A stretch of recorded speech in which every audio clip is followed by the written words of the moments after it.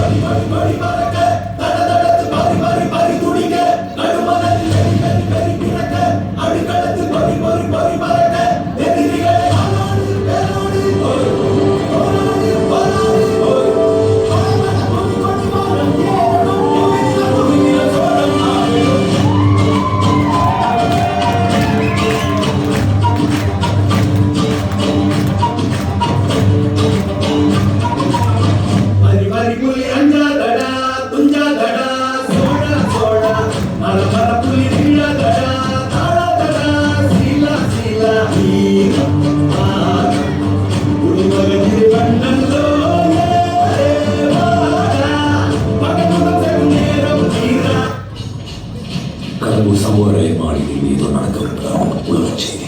எனக்கு சென்றது என்னவென்று அறிய வேண்டும்.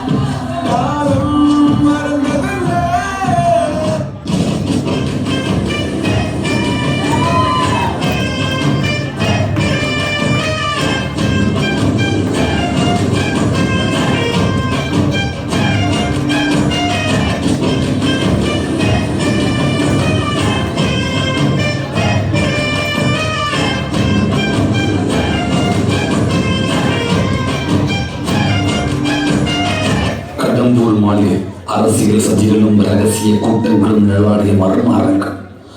அங்கேயே விதியை மாற்றிய பயணம் தொடங்கியது.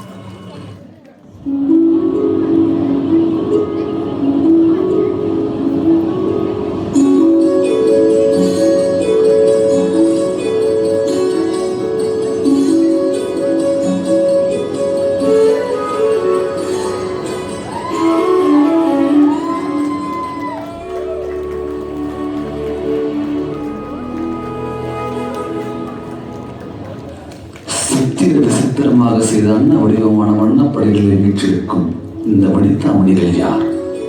ஒருத்தி செந்தாமரை மலரின் கம்பீர சௌந்தரம் உடையவன், இன்னொருத்தி குமுதமலரின் இனிய அழகு உடையவன், ஒருத்தி பூர்ண சந்திரன், இன்னொருத்தி காலை பிறை, ஒருத்தி ஆடும் மயில், இன்னொருத்தி பாடும் குயில்.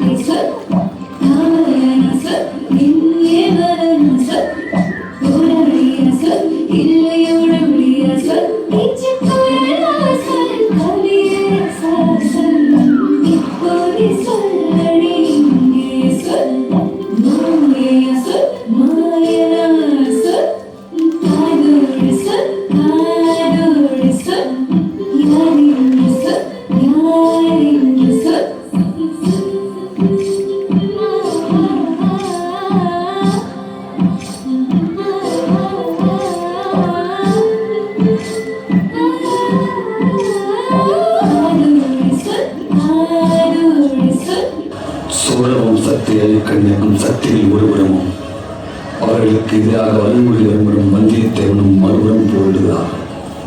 இது போர் தொடங்குகின்றது.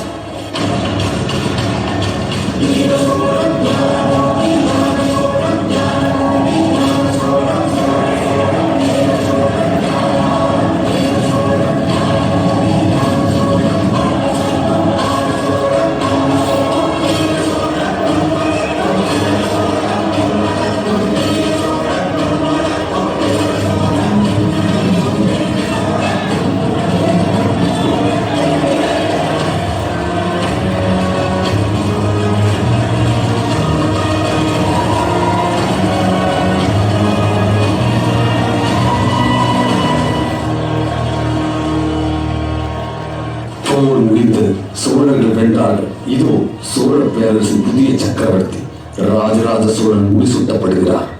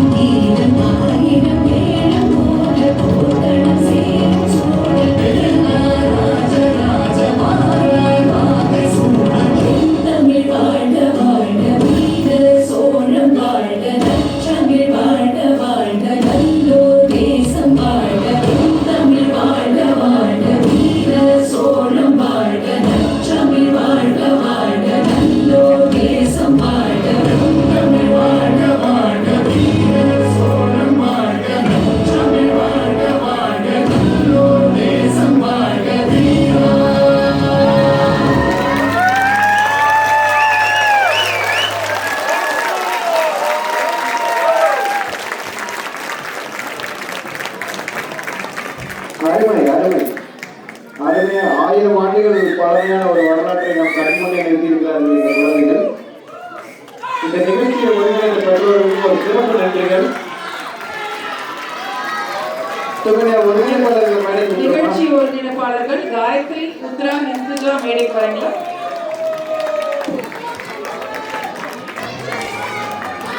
ஒரு நிமிஷம் நம்ம சோழ பேரவையே நமக்கு கொண்டு வந்த இந்த குழுவிற்கு பாராட்டுக்கள்.